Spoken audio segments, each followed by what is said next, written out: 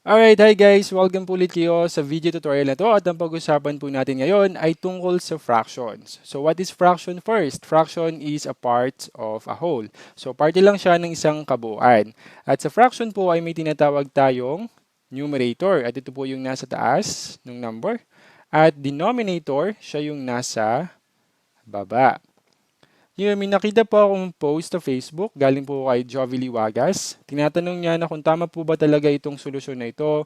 Nakita ko lang sa reviewer, which is nakakalito. So, same daw po siya sa number 11, which is this one. So, try natin i-solve yan kung tama ba yung pinaka-sagot at para malaman nyo na rin kung paano siya o paano sagutan yung fraction number. So, relate lang natin yung given. We have 8 and 5 over 6 plus 7 and 5 over 2. And also we have 6 and 2/3. Now the first rule, in order for us to get the final answer for the mixed fraction, we have to change mixed number into improper fraction. So paano? Si 8, or which is the whole number, and yung denominator natin na 6, ay ita-times natin. And then yung magiging sagot sa dalawa ay ipa-plus natin kay numerator. So try natin. 8 times 6, we have 48. And then plus 5, we have, tama, we have 53 over 6, which is capital natin si denominator. Plus, okay, same din. Times natin and then ipa-plus ulit dito. Okay, 7 times 2, we have 14, plus 5, we have 19. And then, copy lang natin si denominator. Plus, same ulit, and then plus ulit natin dito. So, we have 6 times 3, we have 18, plus 2, we have 20. Tama. So, we have 20, and then copy natin si denominator, which is 3. Now, para naman natin masagutan o mapag-plus-plus itong sina improper fraction, so kunin natin yung kanilang common denominator. So, ano yung common sa tatlong ito? So, we have 6, 3, and 2. Ngayon, you have to think a number na kapag i-divide sa kanilang tatlo, ay walang labis at walang kulang. So, dapat sakto. So, we have 6. Try natin. Si 6 divided by 6, we have 1. Tama. And then si 6 divided by 3, we have 2. And then 6 divided by 2, we have 3. So meaning, 6 yung kanilang common denominator. Ngayon, i-divide naman natin yung common denominator to their denominators. So we have 6 divided by 6, we have 1. And then yung magiging sagot mo dyan, you have to times, or we have to multiply that to their numerator. Nagigets? So we have to divide their common denominator to their denominators, and then yung magiging sagot, imumultiply natin sa numerator. So paano? Ganito. 6 divided by 6, we have 1. And then 1 times 53, we have 53. And don't forget to put yung sign or yung kung plus ba siya or minus. And then 6 divided by 2, we have 3. And then 3 times 19, we have, so 27, then carry 2, 3, and 57. So we have 57. Then 6 divided by 3, we have 2. And then 2 times 20, we have 40. Alright, now, pagpa-plus natin lahat ng numerator. So we have 53, 57, and then 40. We have 0, carry 1, 6, then 10, 15. So we have 150 over yung kanilang common denominator, which is 6. So this is not the final answer yet. So we have to change this improper fraction to mixed number kasi yung tanong sa atin or yung given number or problem is into a mixed number. So, paano natin siya gagawing mixed number? So, 150, i-divide natin by 6. So, we have 6 divided by 15, we have 2, then 12, 15 minus 12, we have 3. Alright, so 3, bring down natin si 0. So, we have 30, divided by 6, we have 5. 5 times 6, we have 30. And that's a whole number. So, yung 25 is the final answer. So, try natin.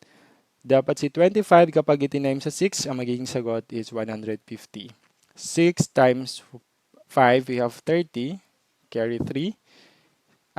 Yep. Then 6 times 2, we have 12. Then plus 3, we have 15. So, 150. So, the correct answer for this question should be a whole number which is 25. Alright, so nagets po ba? Kung may tanong or clarification po kayo sa number 9 na yan, just comment and try ko po ulit gawa ng video para mas matutunan ninyo. So let us try naman po itong number 11. Kung tama ba itong si 40 and 3/4. So rewrite lang ulit natin si given number. We have 44 and 1/2 minus 3 and 3/4. Alright, so change natin into improper fraction. Ganun sa ginawa natin kanina. We have to times their whole number and the denominator. And then yung answer, we have to plus it to their numerator.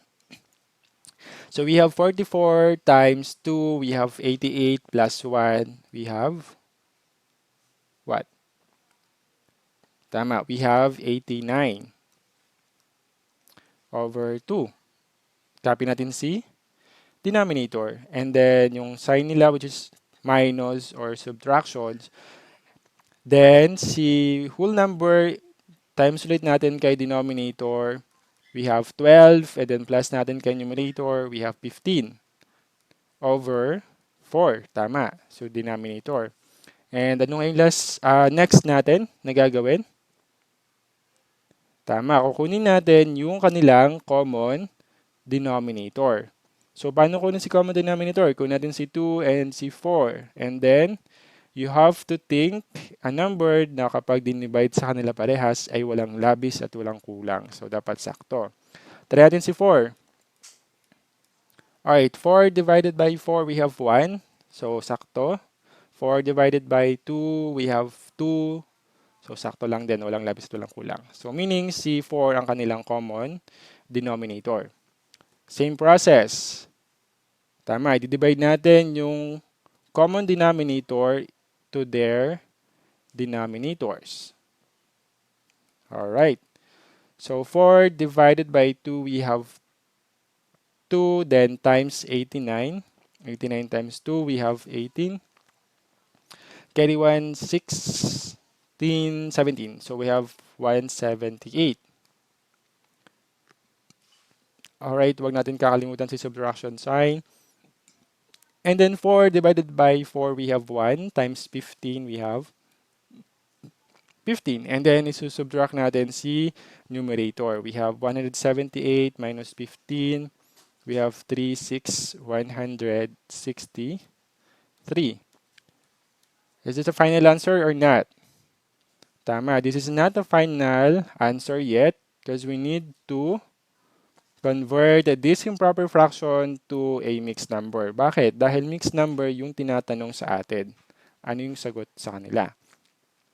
Alright, now you have to think a number na kapag i-divide mo ulit sa kanya o tinimes mo sa 4, dapat na magiging sagot ay 163, walang labis o walang kulang. So, para malaman natin yan, we have to divide 163 to 4 or by 4. So, we have 4 divided by 16, we have 4, 16, then bring down natin si 3, 3, so 0, 0, and then 0. We have 3.5 30, so we have 7, 28, and then, so we have 40.75. Now, try natin kunin si 40.